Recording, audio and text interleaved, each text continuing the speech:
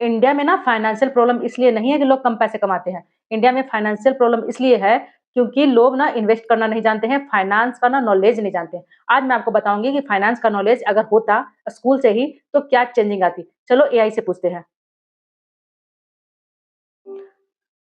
Hello Gemini, तुम ये बताओ कि अगर इंडिया में फाइनेंस पढ़ाया जाता स्कूल से ही तो अभी इंडिया कितना ग्रो कर पाता? हिंदी में बताना हाँ।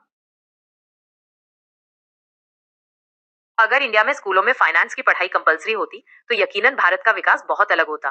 लोग अपने पैसे को बेहतर तरीके से मैनेज कर पाते, सही इन्वेस्टमेंट डिसीजन ले पाते और कर्ज के जाल में फंसने से बचते।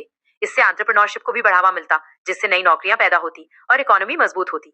कुल मिलाकर फाइनेंशियल लिटरेसी देश की गरीबी कम करने और लोगों की लाइफस्टाइल को बेहतर बनाने में बहुत मददगार साबित होती। आपको समझ में आ गया ना कि प्रॉब्लम कहाँ है?